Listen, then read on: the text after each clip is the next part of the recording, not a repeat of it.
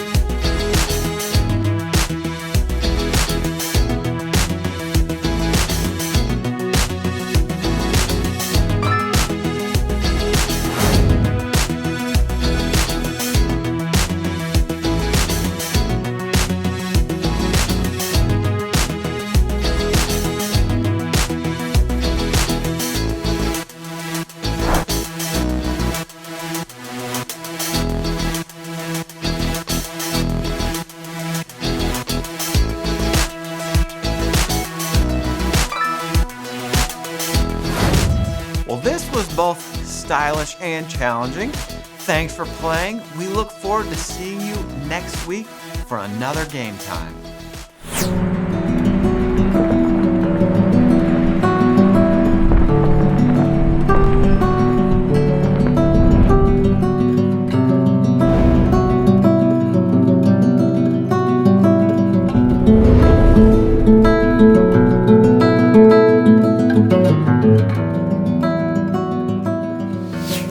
Today, we will be hearing a story about how God changed Isaac's son Jacob. God changes us too, and sometimes these changes are obvious and happen quickly, but other times God changes us subtly and slowly. No matter what, we need to remember who is in control.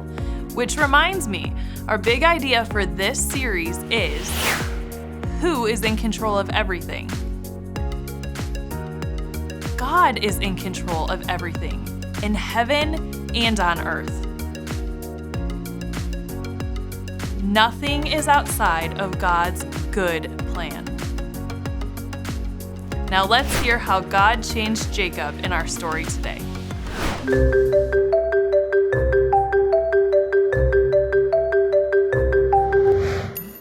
Abraham's son Isaac grew up and married Rebekah. When Rebekah was pregnant, God told her that she would have 2 boys. God said, "They will grow up and have families who will be the 2 separate nations. One nation will be stronger than the other, and the older child will serve the younger." Rebekah gave birth to twins. Esau was born first, and then Jacob. When they grew up and their father Isaac was old, Isaac wanted to bless Esau. Instead, Jacob tricked Esau and stole his brother's blessing. Esau was very angry, so Isaac and Rebekah sent Jacob away. One night, God spoke to Jacob, "I am the God of your grandfather Abraham, and the God of your father Isaac. I will give you and your offspring this land." God made the same covenant with Jacob as he had made with Abraham. God said, "I am with you and will watch over you wherever you go." Jacob promised to follow God and honor him. Years passed. Jacob got married and had a family. Finally, Jacob took his family and all his possessions and headed home to Canaan. Jacob was afraid that Esau would still be angry with him for stealing his blessing. He sent a large gift of animals to try to make Esau happy. That night, a man appeared to Jacob. The man wrestled with Jacob all night. Jacob refused to give up, so the man injured Jacob's hip. "I will not let you go unless you bless me," Jacob said. "Your name will no longer be Jacob," said the man. "Your name will be Israel, because you wrestled with God and men, and you have won." The man blessed Jacob. Now Jacob went to meet Esau. Esau ran to Jacob and hugged him. He was not angry anymore. Esau returned to his home. Jacob and his family traveled on, and Jacob bought land for them to live on. Jacob was finally home in the land God had promised him.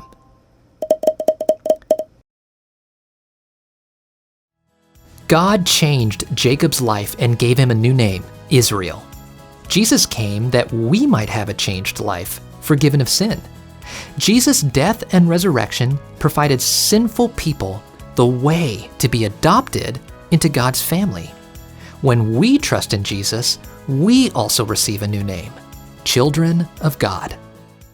In our story today, we learned about a man named Jacob.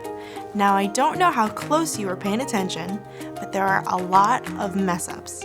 Let's focus on when Jacob stole Esau's birthright. A birthright is what the firstborn son would take after their father passed away. Rebekah wanted Jacob to have this, so they came up with a plan to steal it. Esau was a hairy man, so Jacob covered himself in hair and tricked Isaac into giving him the birthright. Do you think that was right of Isaac? To trick his father? No, of course not. He just started to create a mess. The Bible even tells us that Jacob stole the blessing too. Our story today shows us that people make mistakes, a lot of mistakes. And guess what?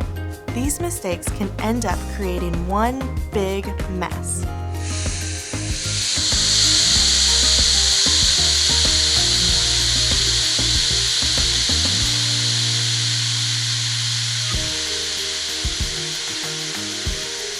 Although Jacob made a big mess, it didn't stop God's plan. In fact, no matter how many messes Jacob created, God's plan to use him was unchanged. God's desire to bless the world through Jacob was not based on Jacob's worthiness, but on God's goodness, love, and mercy. God changed Jacob's life and gave him a new name, Israel.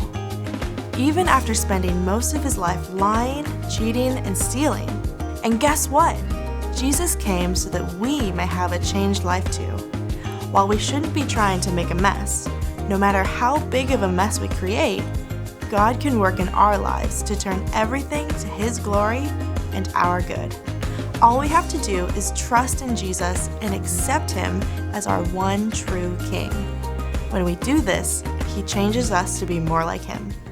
It's that time again, closing time. Go ahead and spend some time in Scripture. It will be good for us to remind ourselves of God's good plan by reading through part of our story. Afterwards, pray for your schools and ask for God to guide, strengthen, and encourage your teachers. Don't worry, we will put these on the screen for you. Thanks for watching, everyone. We'll see you all next week.